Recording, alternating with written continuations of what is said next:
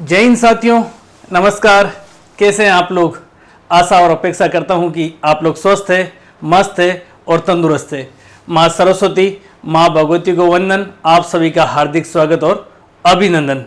प्यारे विद्यार्थियों, आज जो हम लोग सेशन शुरू करने जा रहे हैं, आज से जो हम लोग सीरीज शुरू करने जा रहे हैं, ये राजस्थान के अपकमिंग सभी एग्जाम के लिए अति महत्वपूर्ण सीरीज साबित होगी। ये मैं आप लोगों को विश्वास दिलाता हूं, भरोसा दिलाता हूं।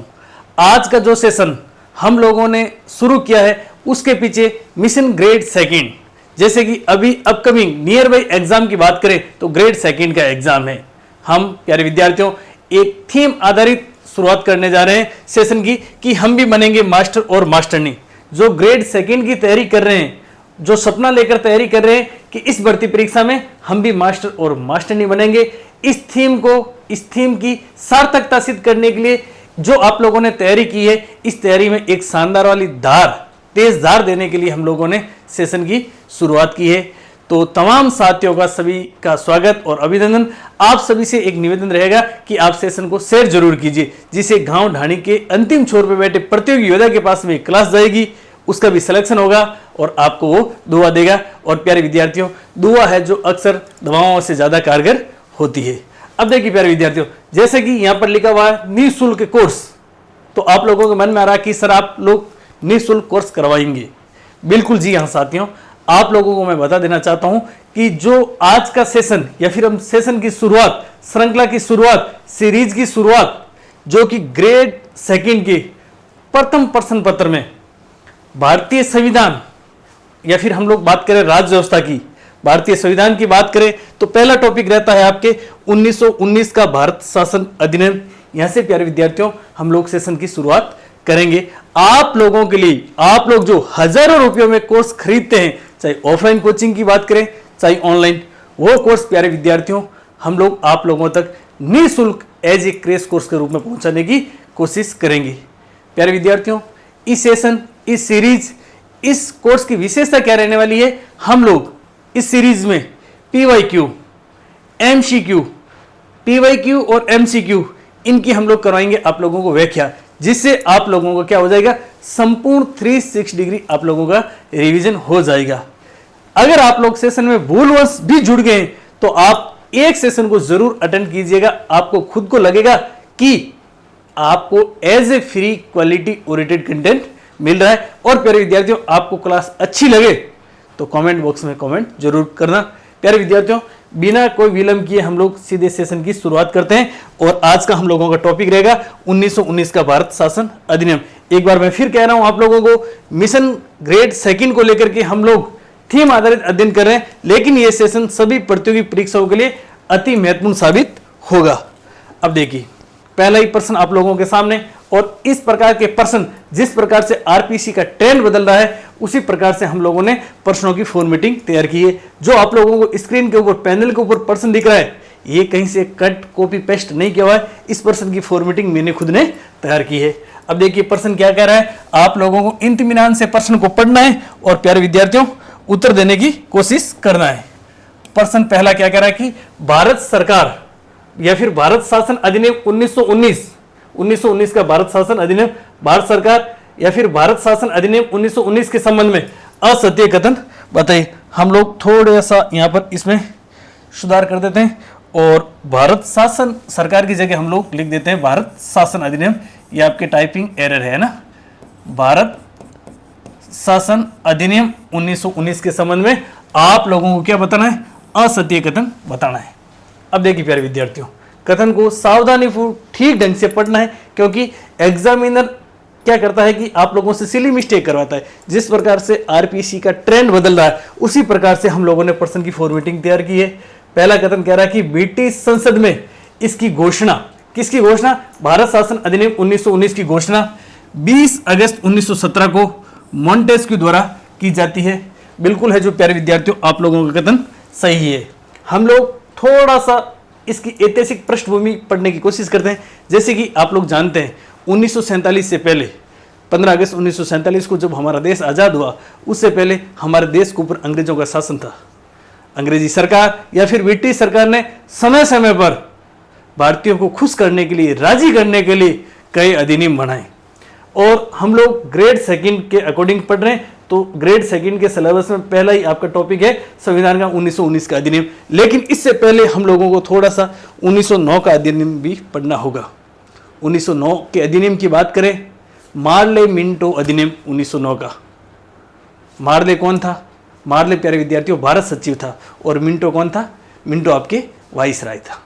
अब देखिए 1919 के अधिनियम की आवश्यकता क्यों पड़ी, क्यों ब्रिटिश सरकार ने 1919 का अधिनियम बनाया? आप लोग भली भांति जानते हैं 1909 का अधिनियम जो बनाया था ब्रिटिश सरकार ने, उसमें ऐसा अधिनियम का निर्माण किया, पॉलिसी मेकिंग की कि फूट डालो और राज करो। प्यारे विद्यार्थियों 1909 के अधिनियम से भारत में स्वशासन की स्थापना नहीं हो सकी, और भारतीय जनता 1909 के अधिनियम से राजी नहीं थी, यानी क्या कि खुश नहीं थी। तो अंग्रेजी सरकार को 1919 का अधिनियम लाना पड़ा। भारतीय जनता खुश नहीं थी, उसके पीछे बहुत बड़े बड़े कारण थे। मेसोपोटामिया रिपोर्ट आई थी, आप लोग भली भांति जानते हैं 1916-17 में। कौन सी रिपोर्ट आई थी? मैं आप लोगों को यहाँ पर लिख लेता हूँ। मेसोपोटामिया रिपोर्ट, मेसोपोटामिया रिपोर्ट आपके एग्जाम में प्रश्न आ सकता है कि मेसोपोटामिया रिपोर्ट कब आई थी, तो ध्यान रखना प्यारे विद्यार्थियों, मेसोपोटामिया रिपोर्ट का संबंध है 1916-17 से। मेसोपोटामिया रिपोर्ट की बात करें, मेसोपोटामिया रिपोर्ट में अंग्रेजी सरकार जो भारत की जनता के ऊपर शासन कर रही थी, उस शासन को अक्षम बताया, यानी कि अंग्रेजों के शासन को अक्षम बताया। उसके बाद में हम लोग बात करें होम रूल आंदोलन। कौन सा आंदोलन? होम रूल आंदोलन। ये आपके होम रूल आंदोलन हो गया। उसके बाद में हम लोग बात करें फर्स्ट वर्ल्ड वार में भारतीय जनता का अंग्रेजों को सहयोग, बहुत बड़ी 1919 के अधिनियम को लाने के पीछे हम लोग कह सकते हैं कि महत्वपूर्ण फैक्टर था फर्स्ट वर्ल्ड वार में भारतीयों के द्वारा अंग्रेजों को सहयोग। तो इस कारण से 1919 का अधिनियम लाना पड़ा। किनको? ब्रिटिश सरकार को। अब देखो ब्रिटिश संसद में इसकी घोषणा कब की गई? 20 अगस्त 1917 को मॉन्टेस्क्यू के द्वारा की गई। ध्यान रखना प्यारे विद्यार्थियों, भारत शासन अधिनियम 1919 को मॉन्टेस्क्यू चेम्सफोर्ड अधिनियम भी कहा जाता है। क्या कहा जाता है? मॉन्टेस्क्यू चेम्सफोर्ड अधिनियम भी कहा जाता है। सर मॉन्टेस्क्यू चेम्सफोर्ड अधिनियम क्यों कहा जाता है? इसलिए कहा जाता है कि प्यारे विद्यार्थियों मॉन्टेस्क्यू तो उस समय क्या थे? आपके भारत सचिव थे। क्या थे? भारत सचिव। भारत सचिव कौन थे? मॉन्टेस्क्यू थे। जबकि चेम्सफोर्ड की बात करें तो ये थे आपके वाइसराय। क्या थे? वाइसराय थे। इस कारण से इसे मॉन्टेस्क्यू चेम्सफोर्ड अधिनियम भी कहा जाता है। इसकी घोषणा भारत सचिव मॉन्टेस्क्यू ने की थी, और कब की थी? 20 अगस्त 1917 को की थी। सर कहां पर की थी? प्यारे विद्यार्थियों आपके ब्रिटिश संसद में की थी। ब्रिटिश संसद में कब की? 20 अगस्त 1917 को घोषणा की। अब देखिए इस विधेयक को ब्रिटिश संसद में कब रखा गया? ध्यान रखना, ब्रिटिश संसद और ब्रिटिश संसद में कब रखा गया, आपके एग्जाम में प्रश्न आ सकता है। तो ध्यान रखना मई 1919 को ब्रिटिश संसद में रखा जाता है। कौन से अधिनियम को? भारत शासन अधिनियम 1919 को। ब्रिटिश संसद से पारित होने की बात करें कि सर ब्रिटिश संसद से पारित कब हुआ, तो ध्यान रखना प्यारे विद्यार्थियों, ब्रिटिश संसद और ब्रिटिश संसद से यह पारित होता है आपके दिसंबर 1919 को। कब होता है? दिसंबर 1919 को भारत शासन अधिनियम ब्रिटिश संसद से क्या हो जाता है? ये आपके हो जाता है प्यारे विद्यार्थियों पारित। संसद में रखा कब गया था? मई 1919। संसद से पारित कब हो गया? दिसंबर 1919। ब्रिटिश क्राउन ने इस पर साइन कब किए? ब्रिटिश क्राउन ने इस पर साइन और साइन कौन करेगा? ब्रिटिश क्राउन करेगा। और किए थे प्यारे विद्यार्थियों जुलाई 1920 को। बहुत अच्छा प्रश्न आ सकता है कि मिलान वाला प्रश्न। संसद में कब रखा गया? मई 1919। संसद से पारित कब हुआ? दिसंबर 1919। ब्रिटिश क्राउन ने साइन कब किए? तो ध्यान रखना जुलाई 1920। कब किए? जुलाई 1920 किए, 20 को साइन किए। और भारत शासन अधिनियम जो 1919 है ये लागू कब हुआ? तो ध्यान रखना प्यारे विद्यार्थियों 1 जनवरी 1921 को। ध्यान रखना ये भारत शासन अधिनियम 1919 लागू, और लागू कब हुआ था? तो ध्यान रखना 1 1921 को भारत शासन अधिनियम है जो लागू हुआ था। तो आपके मिलान करने वाले फैक्ट इस प्रकार से एग्जाम में देखने को मिल सकते हैं। भारत शासन अधिनियम 1919 की मुख्य विशेषता क्या थी? तो ध्यान रखना, आंशिक उत्तरदायी शासन की स्थापना करना मुख्य उद्देश्य। मैं यहां पर लिख लेता हूं 1919 के अधिनियम और इस अधिनियम का मुख्य उद्देश्य क्या था? तो ध्यान रखना प्यारे विद्यार्थियों, आंशिक उत्तरदायी शासन की स्थापना की गई। इसके द्वारा आंशिक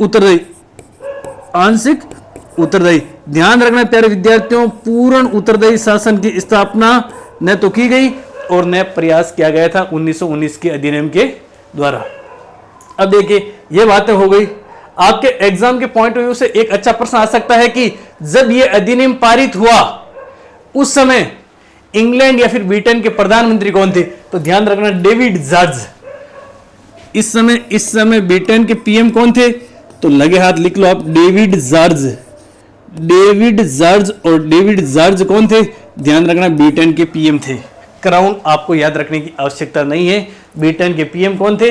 डेविड जॉर्ज है जो प्यारे विद्यार्थियों ब्रिटेन के पीएम थे। यह कथन पहला आपके एकदम सही है।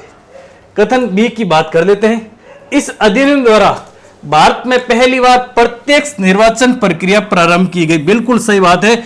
इस अधिनियम यानी 1919 के भारत शासन अधिनियम के द्वारा भारत में पहली बार है जो प्रत्यक्ष निर्वाचन की प्रक्रिया प्रारंभ की गई।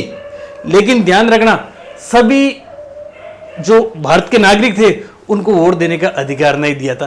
केवल और केवल प्यारे विद्यार्थियों ध्यान रखना 10% जनता और 10% जनता को मताधिकार का अधिकार दिया गया। यहां लिख लेते हैं 10% जनता को मताधिकार दिया गया। लगभग हम लोग कह सकते हैं कि लगभग 17,000 थे मताधिकार भारत की जनता। अब देखना, जनता तो भारत में ठीक ठाक थी, यानी बहुत बढ़िया थी, आज भी बहुत बढ़िया, लेकिन मत देने का अधिकार केवल और केवल 10% जनता को दिया गया। और उस 10% जनता को दिया गया, उसमें भी टर्म्स एंड कंडीशन रखी गई कि इतनी न्यूनतम संपत्ति होनी चाहिए और इतनी न्यूनतम शैक्षिक योग्यता मताधिकार देने का अधिकार किसे दिया गया? एक न्यूनतम संपत्ति निर्धारित की गई कि इतनी तो न्यूनतम संपत्ति होनी चाहिए और इतनी है जो न्यूनतम शैक्षिक योग्यता होनी चाहिए, वो लोग ही मत दे सकते हैं। आपके प्रश्न आ सकता है कि सभी को मत देने का अधिकार दिया गया, सभी को नहीं, केवल और केवल लगभग 10% जनता को मताधिकार का अधिकार दिया गया। ठीक है, यानी कि पहला कथन भी सही है, दूसरा कथन भी सही है। तीसरा कथन देखते हैं। इस अधिनियम को अंतिम रूप देने के लिए एक समिति बनाई गई जिसमें 3 सदस्य थे। बिल्कुल 3 सदस्य थे, सही बात है।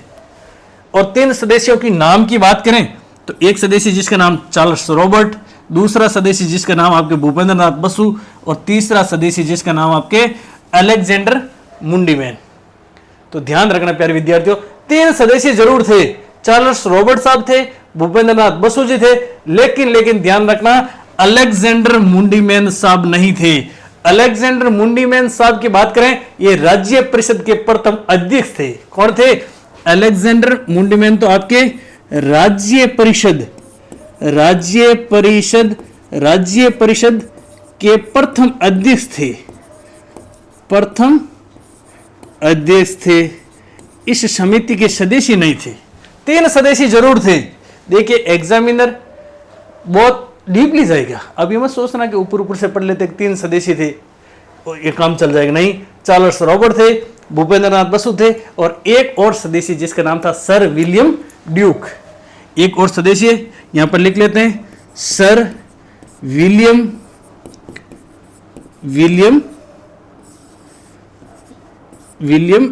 ड्यूक।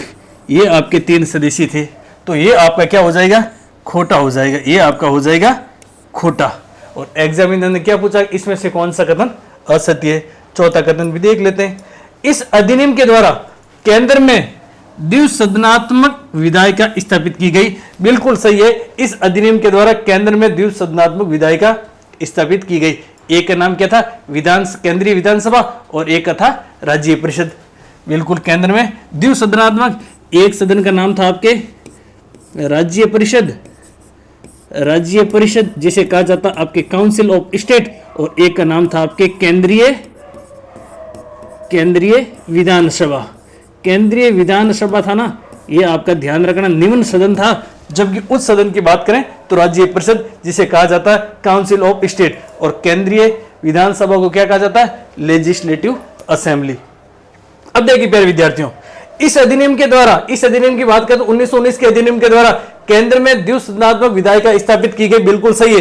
ध्यान रखना, आप यहां पर नोट लगाकर लिख लीजिए कि केंद्र में द्वैध शासन किस अधिनियम के द्वारा स्थापित किया गया। तो केंद्र में द्वैध शासन है जो 1935 के अधिनियम के द्वारा स्थापित किया गया। जबकि प्रांतों में द्वैध शासन किस अधिनियम के द्वारा स्थापित किया गया, तो 1919 के अधिनियम के द्वारा। इस अधिनियम के द्वारा प्रांतों में द्वैध शासन, प्रांतों और प्रांतों में द्वैध शासन स्थापित किया गया। क्या किया गया, प्रांतों में द्वैध शासन स्थापित किया गया। अब नोट लगा करके मैं यहां पर लिख रहा हूं नोट, और नोट में आप लोगों को लिखना है कि केंद्र में द्वैध शासन, केंद्र और केंद्र में द्वैध शासन, और केंद्र में द्वैध शासन, और केंद्र में द्वैध शासन की बात करें ना तो 1935 के अधिनियम, 1935 और 1935 के अधिनियम द्वारा स्थापित किया गया।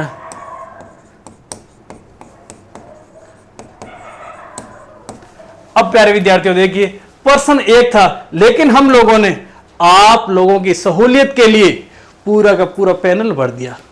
प्रश्न इसी प्रकार के आएंगे प्यारे विद्यार्थियों। आप लोगों को अगर सफल होना है ना, तो आपको एग्जामिनर की साइकोलॉजी पहचाननी होगी। तो प्यारे विद्यार्थियों, आप लोगों को अगर क्लास अच्छी लग रही है तो इसको शेयर जरूर करना और कमेंट जरूर करना। अगर अच्छी लग रही है क्लास तो सकारात्मक कमेंट करना, और अगर प्यारे विद्यार्थियों क्लास अच्छी नहीं लग रही है तो नकारात्मक कमेंट करना।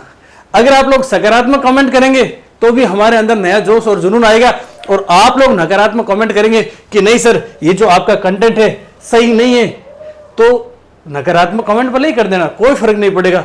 हम वापस से अपन कह सकते पुनर्रचना करेंगे कि किस प्रकार की फॉर्मेटिंग आप लोगों को पसंद आ रही है। आशा और अपेक्षा करता हूं कि आप लोगों के इस कंटेंट, इस स्लाइड्स, इस पैनल से एक आध % आने की पूरी संभावना है। ये आप लोगों को पीडीएफ चाहिए तो आप प्यारे विद्यार्थियों इस नंबर पर आप लोग क्या कर देना, मैसेज कर देना। मैसेज में ये लिखना है कि हम भी बनेंगे मास्टर और मास्टरनी, और आपका नाम लिखना है, और आप कहना कि सर 1919 के भारत शासन अधिनियम की पीडीएफ भेजिए। मैं आप लोगों को क्या कर दूंगा, पीडीएफ भी भेज दूंगा। लेकिन प्यारे विद्यार्थियों कोशिश कीजिए आप रेडीमेड की बजाय साथ साथ में लिखने की। अगर प्यारे विद्यार्थियों आप लोगों ने ठान लिए कि आप लोगों को जो ये निःशुल्क क्रैश कोर्स मिल रहा है, इस निःशुल्क क्रैश कोर्स में आपने जो सुनहरा संघर्ष किया, सुनहरे संघर्ष को सुनहरी सफलता में तब्दील करना है, तो प्यारे विद्यार्थियों पूर्ण समर्पित एकाग्रचित होकर के मनोयोग से आप लोग हमारे साथ में जुड़ जाइए। हम लोग आपकी सफलता से पहले भी आप लोगों के साथ में, सफलता के साथ भी आप लोगों के साथ में रहेंगे। दूसरे प्रश्न की ओर हम लोग मूव करते हैं। दूसरा प्रश्न ये देखिए, प्रश्न दूसरा, और दूसरा प्रश्न क्या कह रहा है देखना। दूसरा प्रश्न कह रहा है कि प्रश्न दूसरा, 1919 के अधिनियम में विषयों को सुमेलित कीजिए। विषयों को सुमेलित करना है आप लोगों को। विषयों की बात करें तो संघ सूची, राज्य प्रांतीय सूची, हस्तांतरित विषय और आरक्षित विषय, ये आपके विषयों का बंटवारा किया गया था। अब देखिए प्यारे विद्यार्थियों, संघ सूची की बात करें कि संघ सूची में कितने विषय थे, तो ध्यान रखना 47 विषय किस में थे, संघ सूची में थे 47 विषय। राज्य या फिर प्रांतीय सूची की बात करें सर कितने विषय थे, 50 विषय थे। हस्तांतरित विषय की बात करें तो हस्तांतरित विषय प्यारे विद्यार्थियों आपके 22 थे। जबकि आरक्षित विषयों की बात करें तो आरक्षित विषय कितने थे, 29 थे। आप लोग मिलान कर लीजिए, एक के सामने 1 2 4 और 3, 1 2 4 और 3 कहां पर है, सी के अंदर है। आप लोगों का सीधा सीधा सही हो जाएगा, फैक्चुअल प्रश्न है। अब देखिए विषयों का बंटवारा 1919 के अधिनियम में भी किया गया था, और विषयों का बंटवारा वर्तमान समय में भी है। भारतीय, आप लोग भली भांति जानते हैं, भारतीय संविधान में 12 अनुसूचियां हैं। मूल संविधान की बात करें तो 8 अनुसूचियां थी, लेकिन वर्तमान में कितनी अनुसूचियां हैं, 12 अनुसूचियां हैं। 7वीं अनुसूची में शक्तियों का विभाजन या फिर शक्तियों का बंटवारा, या फिर हम लोग कह सकते हैं कि विषयों का बंटवारा किया गया है। वर्तमान समय में संघ सूची में कितने विषय है? तो 97 विषय है संघ सूची में। संघ सूची में कितने विषय हैं? वर्तमान लिख लेते हैं लगे हाथ, वर्तमान। और वर्तमान की बात करें ना, संघ सूची और संघ सूची में विषय कितने हैं? 97 विषय है वर्तमान समय में संघ सूची में। और उस समय संघ सूची में कितने विषय थे? 47 विषय थे 1919 के अधिनियम के तहत। राज्य सूची की बात करें वर्तमान में सर, राज्य सूची में कितने विषय? तो ध्यान रखना प्यारे विद्यार्थियों, 59 विषय है जो राज्य सूची में। कितने विषय? 59 विषय राज्य सूची में। और समवर्ती सूची की बात करें,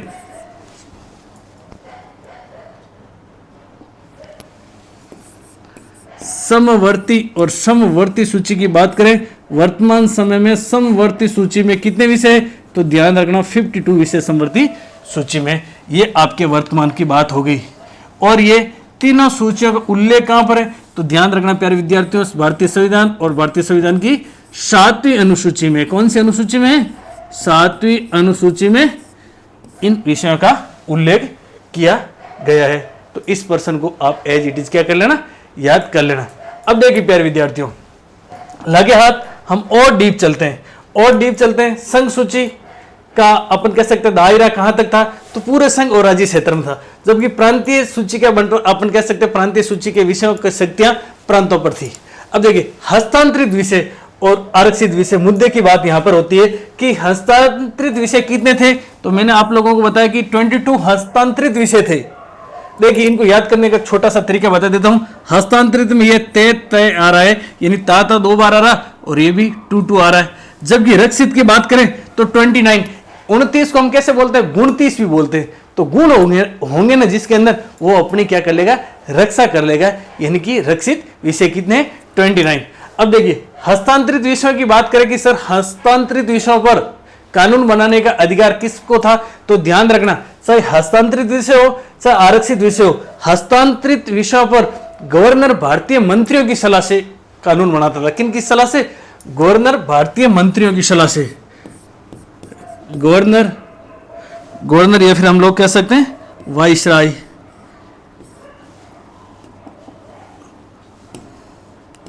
गवर्नर या फिर वाइसराय इस पर कानून बनाता था भारतीय मंत्रियों की सहायता से। भारतीय मंत्रियों की सहायता से। किसकी सहायता से? भारतीय मंत्रियों की सहायता से। तो हम लोग कह सकते हैं कि जो हस्तांतरित विषय थे वो क्या थे? हस्तांतरित विषय हम लोग कह सकते हैं कि उत्तरदायित्वपूर्ण थे। क्या थे? उत्तरदायित्वपूर्ण थे हस्तांतरित।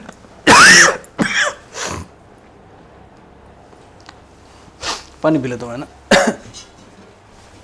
पानी पी लेता हूं थोड़ा।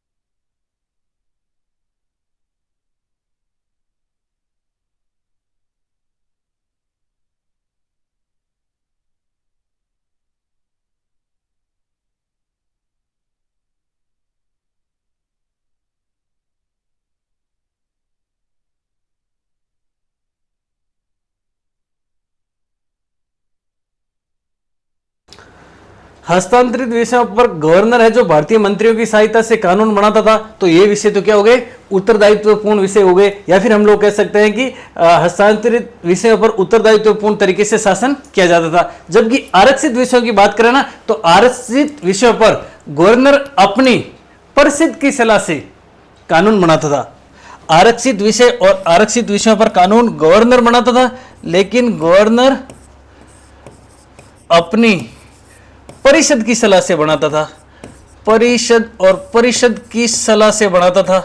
तो हम लोग कह सकते हैं कि अनुत्तरदायित्वपूर्ण शासन था। क्या था? अनुत्तरदायित्वपूर्ण या फिर उत्तरदायित्वहीन शासन था, कह सकते हैं। ये आपके फैक्चुअल पर्सन आप लोग याद रखना। ये वर्तमान विषय भी आ गए और ये आपके 1919 के अधिनियम के विषय भी आ गए। अब देखिए अगला पर्सन, निम्न में से कौन सा प्रांतीय सूची का आरक्षित विषय नहीं था? प्रांतीय सूची का आरक्षित विषय नहीं था, यानी हम लोगों ने दो सूचियां पढ़ी, प्रांतीय सूची प्रांतीय सूची में कुछ विषय आरक्षित थे और कुछ थे हस्तांतरित। तो ध्यान रखना प्यारे विद्यार्थियों, न्याय, वित्त और पुलिस ये तो क्या थे? आरक्षित विषय। क्या थे? आरक्षित विषय थे। जबकि हम लोग बात करें स्थानीय स्वशासन क्या था? हस्तांतरित विषय था। अब देखिए स्थानीय स्वशासन की बात आती है ना, तो आप लोग ध्यान रखना, स्थानीय स्वशासन को संवैधानिक दर्जा वर्तमान समय में बात करें, वर्तमान समय और वर्तमान समय में स्थानीय स्वशासन को संवैधानिक दर्जा, ध्यान रखना प्यारे विद्यार्थियों, 73वां कॉन्स्टिट्यूशन अमेंडमेंट कब हुआ था? 1992 को हुआ था। और 74 कॉन्स्टिट्यूशन अमेंडमेंट कब हुआ था? 1992 को हुआ था। 73वें संविधान संशोधन के तहत पंचायतों को संवैधानिक दर्जा मिला। किसको? पंचायतों। और पंचायतों को क्या मिला? संवैधानिक दर्जा। इसके तहत भारतीय संविधान में ध्यान रखना प्यारे विद्यार्थियों, भाग 9 जोड़ा गया। कौन सा भाग जोड़ा गया था? भाग 9 जोड़ा गया। और अनुसूची की बात करें कि सर कौन सी अनुसूची जोड़ी गई, तो ध्यान रखना अनुसूची 11 जोड़ी गई। जबकि 74 कॉन्स्टिट्यूशन अमेंडमेंट जो 1992 को हुआ था, इसके तहत प्यारे विद्यार्थियों ध्यान रखना, नगरीय निकाय और नगरीय निकाय को क्या मिला? संवैधानिक दर्जा मिला। इस 74 कॉन्स्टिट्यूशन अमेंडमेंट के तहत भारतीय संविधान में भाग जोड़ा गया 9A। और अनुसूची की बात करें, सर कौन सी अनुसूची जोड़ी गई, तो ध्यान रखना प्यारे विद्यार्थियों, 12वीं अनुसूची जोड़ी गई। लगे हाथ, मैंने आप लोगों को यह चीज भी बता दी। अब देखिए, न्याय, वित्त और पुलिस आरक्षित विषय थे। इसके साथ साथ में ध्यान रखना प्यारे विद्यार्थियों, एक और विषय था जिसका नाम था राजस्व। वेरी इंपॉर्टेंट है विषय, और जिसका नाम क्या है? राजस्व। ध्यान रखना, राजस्व। और राजस्व की बात करें, राजस्व में किसको शामिल किया गया था, तो ध्यान रखना, भूमि कर व बिक्री कर। राजस्व और राजस्व में किसको शामिल किया गया था? भूमि कर व बिक्री कर। आपके एग्जाम में प्रश्न आ सकता है कि राजस्व में किसको शामिल किया गया, तो ध्यान रखना प्यारे विद्यार्थियों, राजस्व किस विषय का था, तो आरक्षित विषय का था। और भूमि कर व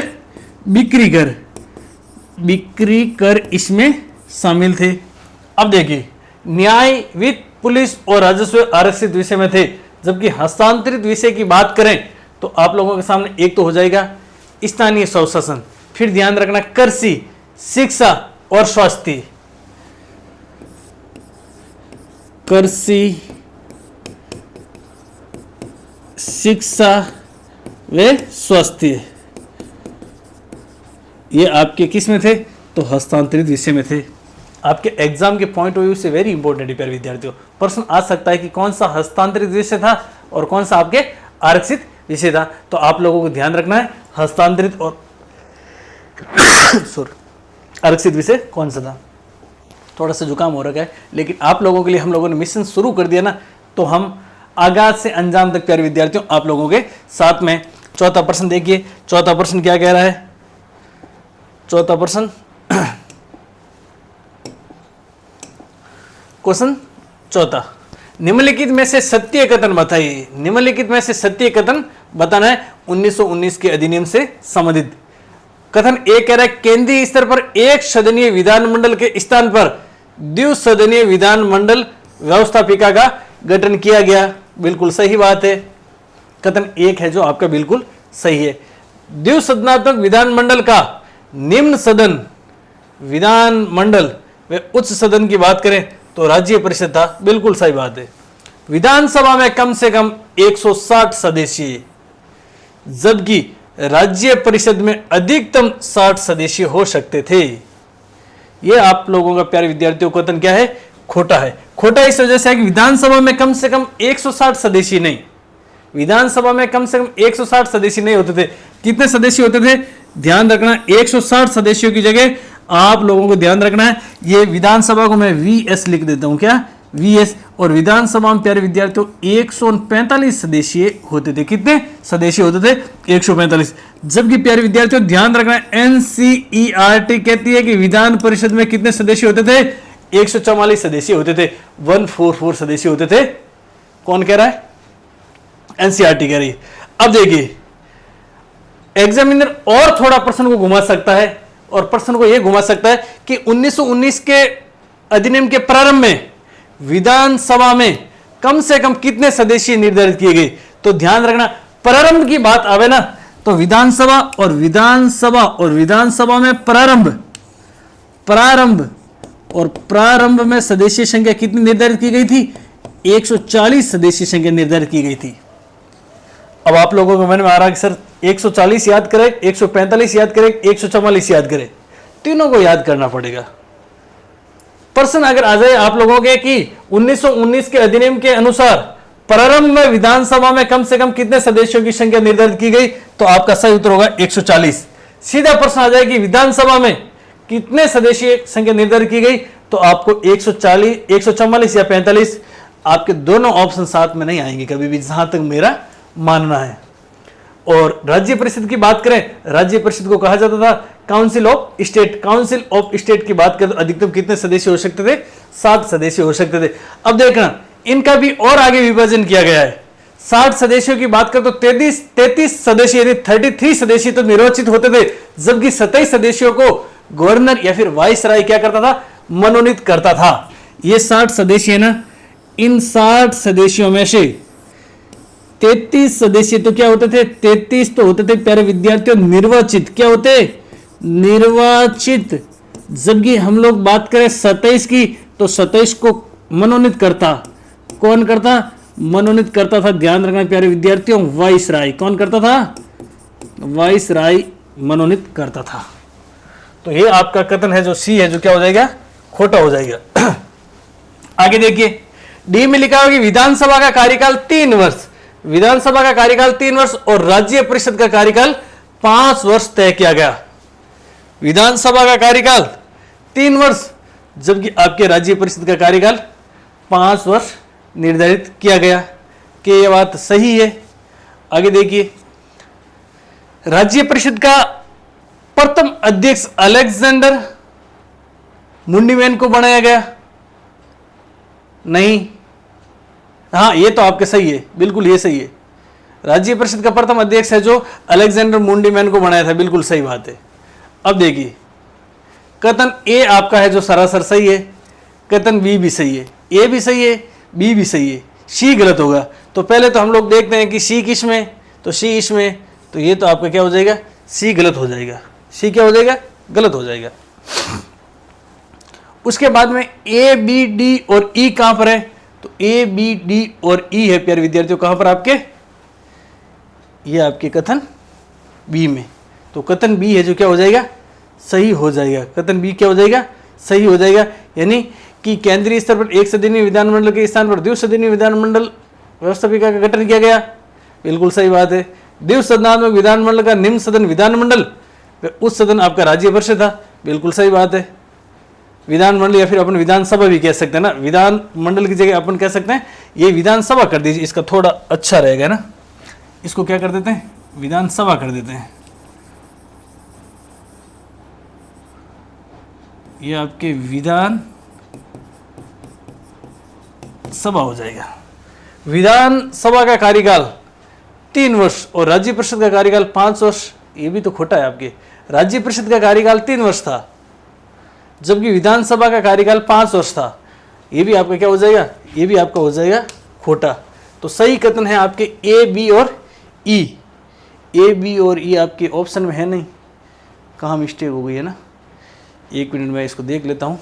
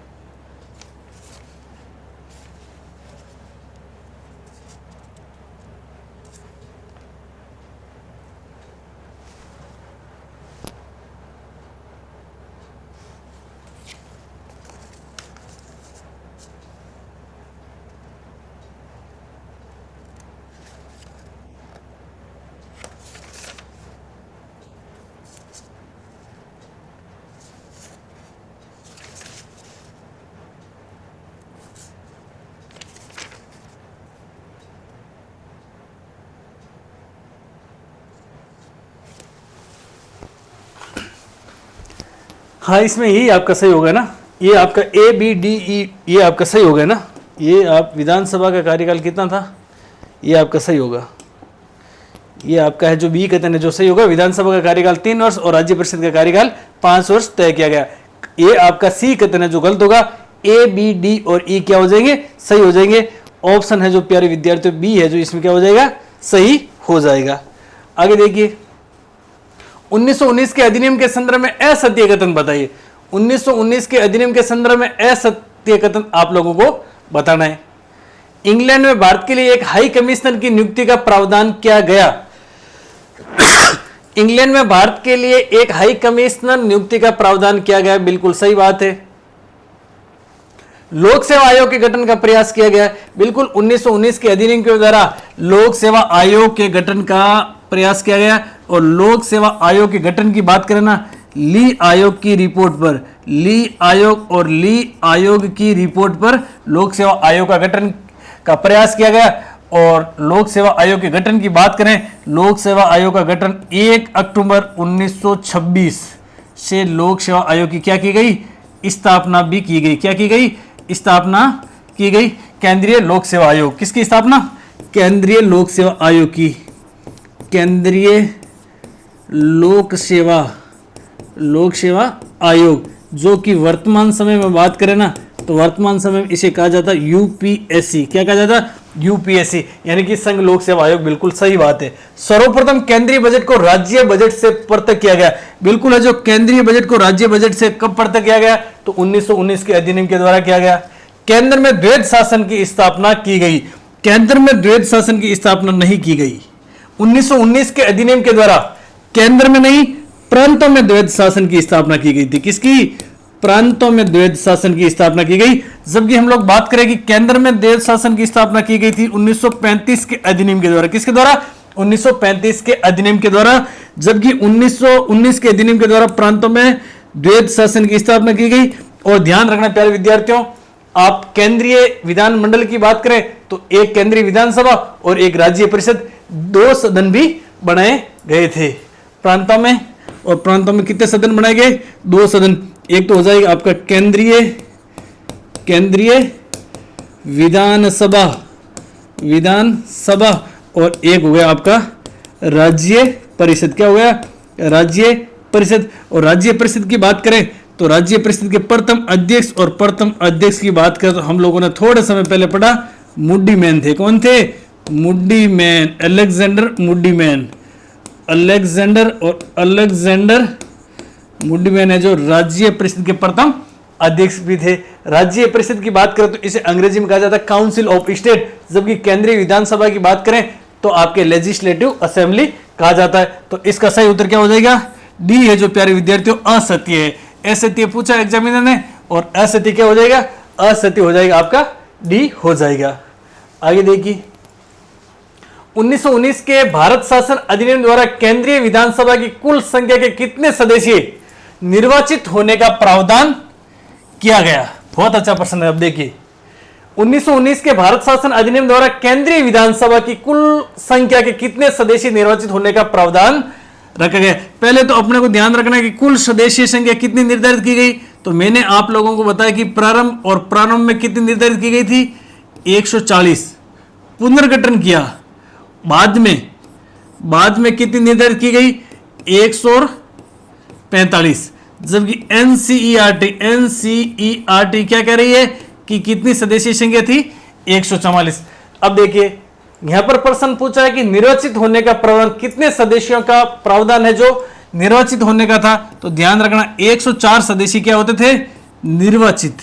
क्या होते थे, 104 सदस्य होते प्यारे विद्यार्थियों निर्वाचित।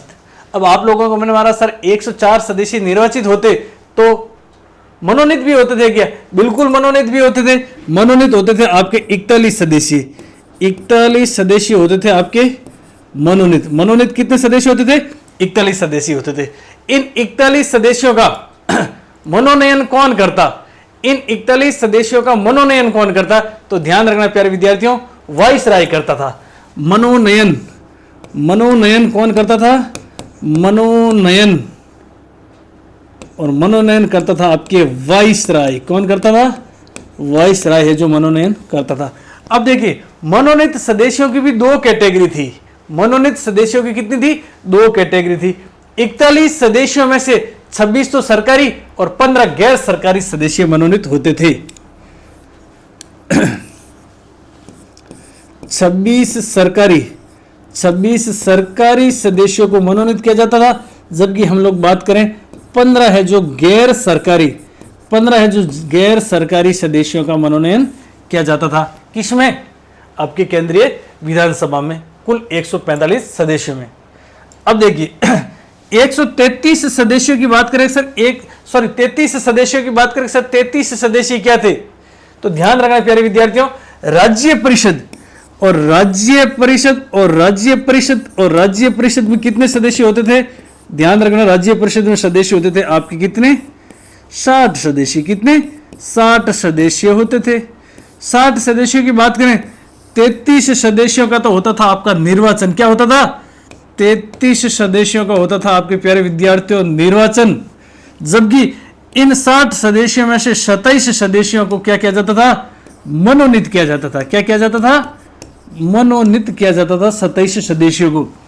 एग्जामिनर इससे भी आगे बढ़ सकता है कि 27 सदस्यों में से कितने सदस्य तो सरकारी थे और कितने गैर सरकारी थे। तो मनोनीत 27 सदस्यों में से 20 तो थे क्या? 20 तो थे सरकारी। क्या थे? 20 तो थे सरकारी, जबकि 7 थे आपके गैर सरकारी। क्या थे? गैर सरकारी। एग्जामिनर कहीं भी पहुंच सकता है, हमारे को एग्जामिनर से और आगे पहुंचना क्या है? हमारे को एग्जामिनर से और आगे पहुंचना है। अब देखिए यहां पर तो इस प्रश्न में पूछा कि 1919 के भारत सरकार अधिनियम द्वारा केंद्रीय विधानसभा की कुल संख्या के कितने सदस्य निर्वाचित होने का प्रावधान रखा गया? मैंने आप लोगों को बताया कि 104 सदस्य। कितने सदस्य? 104 सदस्य। लेकिन एग्जामिनर ने एक बार और आगे बढ़ा और एग्जामिनर ने पूछा कि कितने सदस्य निर्वाचित होने का प्रावधान रखा। ध्यान रखना 144 सदस्यों की टोटल की बात करें तो ये आपके 5/7 आंकड़ा आता। कितना? 5/7। यानी कि आपके एग्जाम में प्रश्न ये भी आ सकता है कि कितने प्रतिशत सदस्य, तो 5/7 सदस्य निर्वाचित होते थे। कहां पर? केंद्रीय विधानसभा में। आपको अच्छे से प्यारे विद्यार्थियों याद रखना है। आगे देखिए, अब देखिए ये है आपके केंद्रीय विधानमंडल। केंद्रीय विधानमंडल के सदन कितने थे? एक तो था राज्य परिषद। राज्य परिषद को कहा जाता था उच्च सदन। क्या कहा जाता था? उच्च सदन कहा जाता था राज्य परिषद को। जबकि एक सदन था जिसका नाम था आपके केंद्रीय विधानमंडल, इसको कहा जाता निम्न सदन। क्या कहा जाता था? निम्न सदन। उच्च सदन जिसका नाम राज्य परिषद, इसी को कहा जाता था आपके council of state. Council of state कहा जाता था। काउंसिल ऑफ स्टेट भी कहा जाता था। और इसकी बात करें केंद्रीय विधानसभा को कहा जाता था आपके लेजिस्लेटिव असेंबली। क्या कहा जाता था? लेजिस्लेटिव असेंबली कहा जाता था। असेंबली कहा जाता था। अब देखिए राज्य परिषद में कितने सदस्य हो सकते थे? 60। जबकि केंद्रीय विधानसभा में कितने सदस्य हो सकते थे? 145। जबकि एनसीईआरटी कह रही है कि 144 सदस्य। ठीक है, राज्य परिषद में 60 सदस्यों में से निर्वाचित सदस्य कितने थे? 33। जबकि मनोनीत सदस्य कितने थे? 27। इन सदस्यों का मनोनयन कौन करता था? गवर्नर, या फिर हम लोग कह सकते हैं वाइसराय। 27 मनोनीत सदस्यों में से सरकारी सदस्य कितने थे? 20। गैर सरकारी सदस्य कितने थे?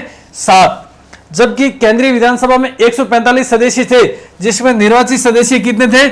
आपके 104। और 104 को हम लोग 5/7 भी कह सकते हैं। कितने? कुल 145 का 5/7। अब मनोनयन, और मनोनयन की बात करें, मनोनयन कितने सदस्यों का होता था? 41 सदस्यों का। 41 सदस्यों में से सरकारी सदस्य कितने थे? 26। जबकि गैर सरकारी सदस्य कितने थे? 15 सदस्य थे। यहां पर आप लोग प्यारे विद्यार्थियों 7 स्टार लगा देना। क्या लगा देना? 7 स्टार। राज्य परिषद, और राज्य परिषद की बात करें, राज्य परिषद का कार्यकाल कितना होता था? 5 साल का होता था। जबकि केंद्रीय विधानसभा का कार्यकाल कितना होता था? 3 साल होता था। अगला प्रश्न देखिए, 7वां प्रश्न। 1919 के अधिनियम में से असत्य कथन कौन सा है? एक बार फिर से आप लोगों को बताना है कि असत्य कथन। यह अधिनियम 1921 में लागू हुआ, बिल्कुल है, जो 1 जनवरी 1921 को लागू हुआ था। इसके तहत ब्रिटिश प्रधानमंत्री स्टैनले बॉल्डविन ने नवंबर 1927 में साइमन कमीशन का गठन किया। अब देखिए इसके तहत ब्रिटिश प्रधानमंत्री स्टैनले बॉल्डविन ने नवंबर 1927 में साइमन कमीशन का गठन किया गया। बिल्कुल सही बात है। साइमन कमीशन की बात करें ना तो साइमन कमीशन में कितने सदस्य थे? ध्यान रखना प्यारे विद्यार्थियों, 7 सदस्य थे और सातों के सातों सदस्य अंग्रेज थे। साइमन कमीशन का गठन तो नवंबर 1927 को किया, जबकि भारत में साइमन कमीशन कब आया? तो ध्यान रखना प्यारे विद्यार्थियों, फरवरी 1928 को साइमन कमीशन क्या आया? भारत आया। साइमन कमीशन भारत आया और भारत कब आया था? फरवरी 1928 में आया था। 7 सदस्य थे, सर जॉन साइमन की अध्यक्षता में था और सातों के सातों सदस्य क्या थे? अंग्रेज थे। तो भारतीयों ने इसका क्या किया? भारतीयों ने साइमन कमीशन का क्या था? विरोध। क्या था? विरोध, या फिर हम लोग कह सकते हैं कि क्या था? बहिष्कार। ध्यान रखना प्यारे विद्यार्थियों, भारतीयों ने बहिष्कार किया, लेकिन डॉक्टर BR अम्बेडकर साहब ने साइमन कमीशन का समर्थन किया था। अच्छे से याद रख लेना, डॉक्टर BR अम्बेडकर साहब, जिसे भारतीय संविधान का जनक और जननी कहा जाता है, इन्होंने साइमन कमीशन का समर्थन किया था। विरोध करने वालों में सबसे ज्यादा अग्रणी की बात करें ना तो लाहौर अधिवेशन चल रहा था और लाहौर अधिवेशन में सबसे ज्यादा आगे बढ़ करके विरोध किया था आपके लाला लाजपत राय ने। किसने किया था? लाला लाजपत राय ने इनका विरोध किया था और लाला लाजपत राय ने विरोध किया, अंग्रेजों ने गोलियां चलाई और लाला लाजपत राय की मृत्यु हो गई थी। लाला लाजपत राय ने एक बात कही थी कि मेरे सीने में लगी एक एक गोली अंग्रेजी साम्राज्य के ताबूत में एक एक कील के समान साबित होगी। क्या बात कही थी? मेरे सीने में लगी, मेरे सीने या फिर मेरे शरीर पर लगी एक एक गोली अंग्रेजी साम्राज्य और साम्राज्य के ताबूत में किले के समान साबित होगी। ये बात किसने कही थी? ये अंतिम शब्द थे किसके? लाला लाजपत राय के। तो ये कथन भी आपका सही है। कथन C की बात करें, इस अधिनियम के अनुसार दोनों सदनों राज्य परिषद व केंद्रीय विधानसभा की शक्तियां समान थी, किंतु बजट पर स्वीकृति प्रदान करने का अधिकार केवल राज्य परिषद को था।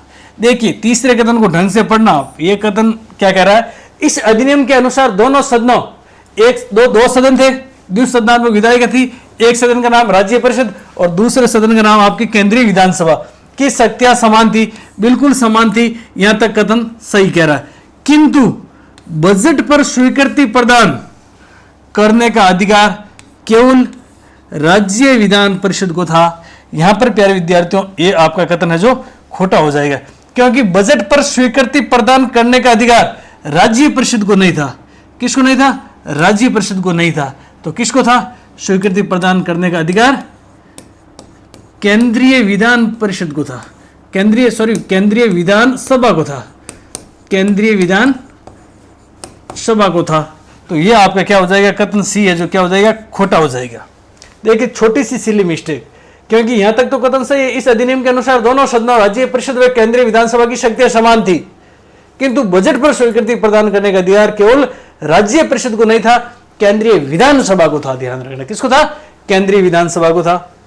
आगे देखिए डी में लिखा हुआ कि मॉन्टेस्क्यू घोषणा होम रूल आंदोलन में प्रथम विश्व युद्ध का संचय परिणाम थी। बिल्कुल मैंने आप लोगों को बता दिया कि होम रूल आंदोलन में प्रथम विश्व युद्ध का संचय परिणाम थी। साथ ही साथ मेसोपोटामिया रिपोर्ट आई थी 1916-17 में, उसमें भी कहा कि भारत में जो अंग्रेज शासन कर रहे हैं ये शासन करने में क्या है? अक्षम है। क्या है? शासन करने में अक्षम है।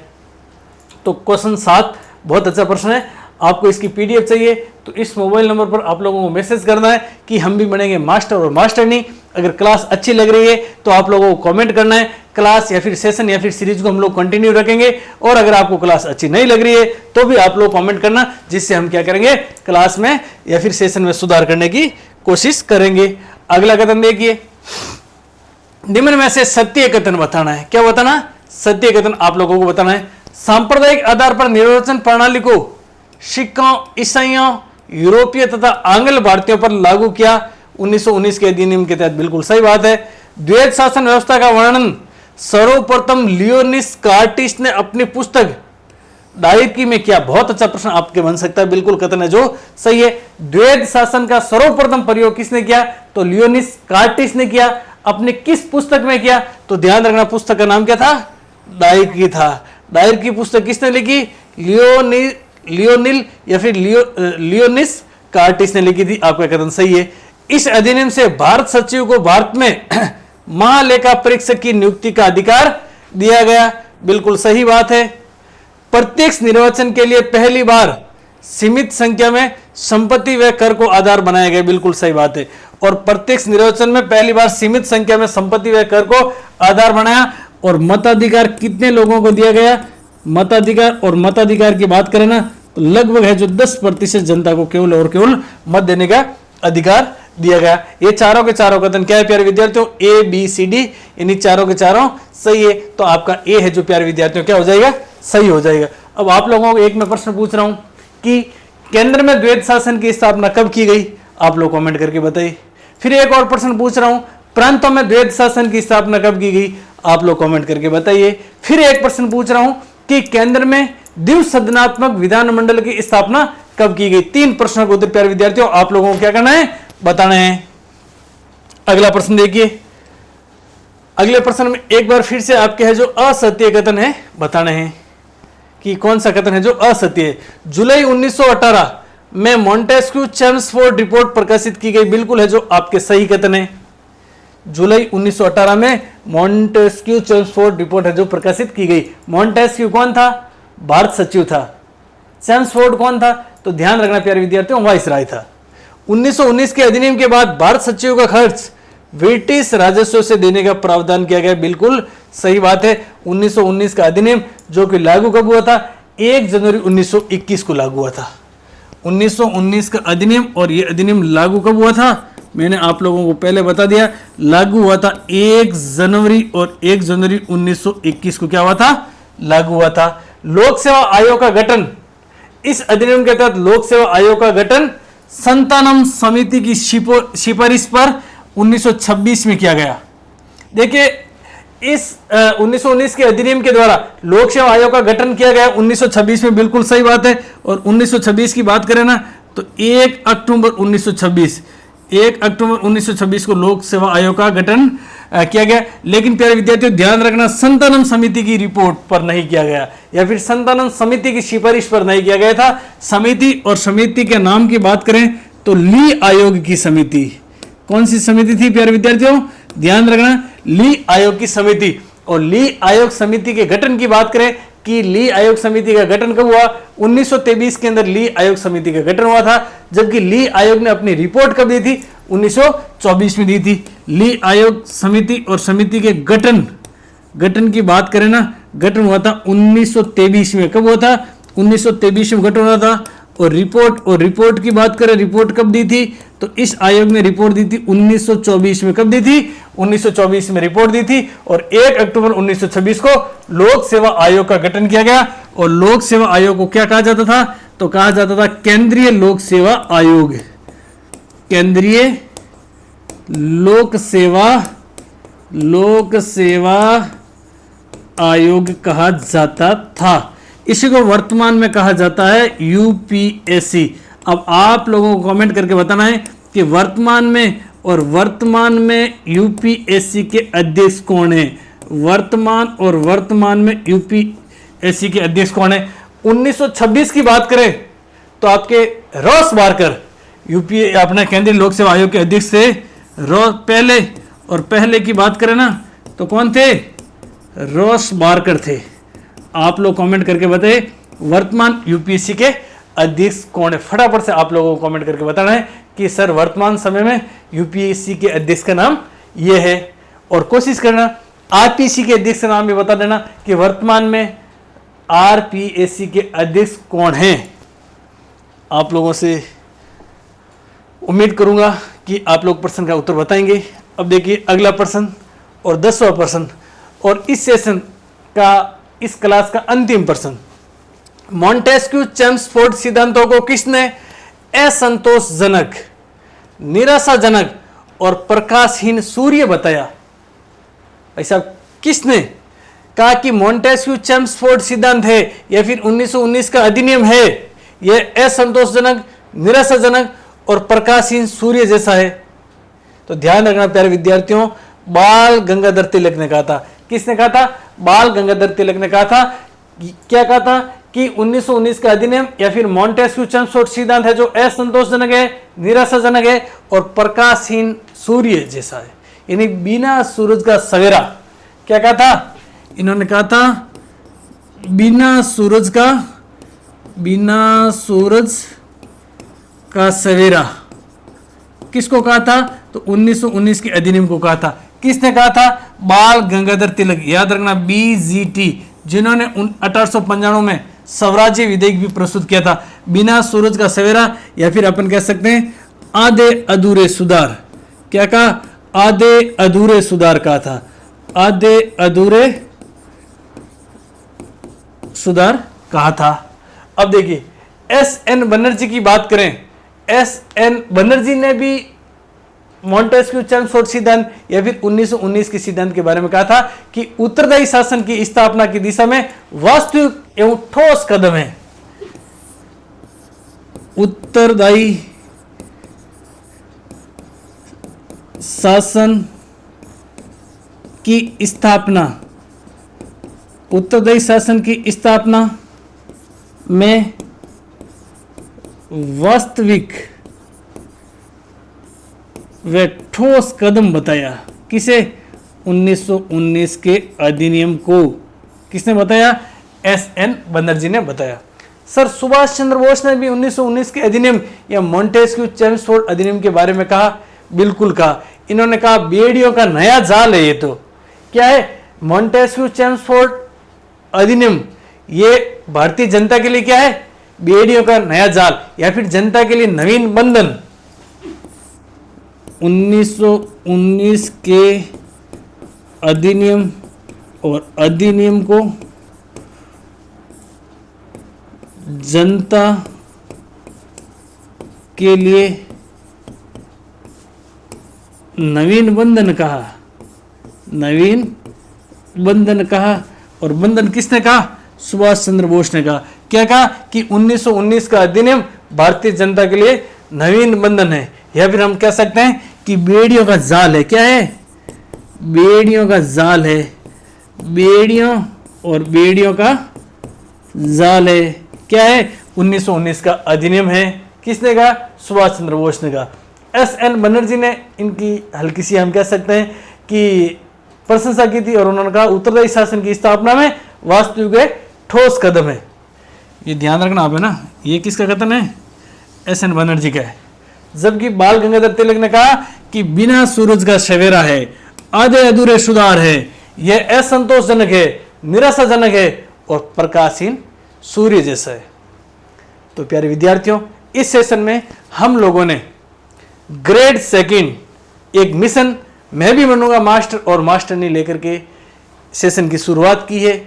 हालांकि यह सेशन या फिर 1919 का अधिनियम उन तमाम प्रतियोगी योद्धाओं के लिए अति महत्वपूर्ण है जो राजस्थान स्तरीय या फिर बात करें सेंट्रल स्तर की कोई भी प्रतियोगी परीक्षा की तैयारी कर रहे हैं और संविधान का पोर्शन है 1919 का अधिनियम है, तो मैं आप लोगों को वादे और विश्वास के साथ में कह सकता हूं कि आप लोगों के लिए सेशन बहुत शानदार वाला, बहुत महत्वपूर्ण यानी कि अति महत्वपूर्ण साबित होगा। और ये चीज़ आपको कब पता चलेगी? एग्जाम होने के बाद में चलेगी। इसलिए आप लोगों से अनुरोध है कि जो ये सेशन, जो भी एपिसोड जितने भी मिनट का रहा, आप लोग प्यारे विद्यार्थियों कोशिश करना साथ साथ में इनके नोट्स बनाने की ऐसी आशा और अपेक्षा करता हूँ कि आपने नोट्स बनाए होंगे।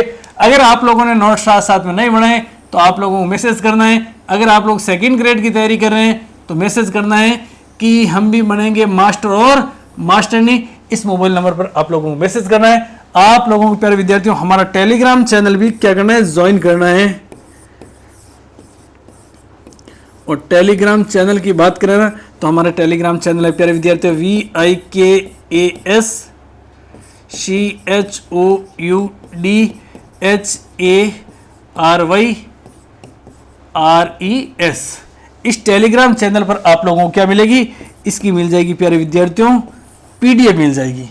तो आशा और अपेक्षा करता हूं कि आप लोगों के लिए सेशन महत्वपूर्ण रहा होगा। अगर आप लोगों को सेशन पसंद आया, रास आया, तो आप कमेंट करना, हम लोग आपके लिए और सेशन इस प्रकार के लेकर के आएंगे। जय हिंद, जय संविधान, जय भारत साथियों।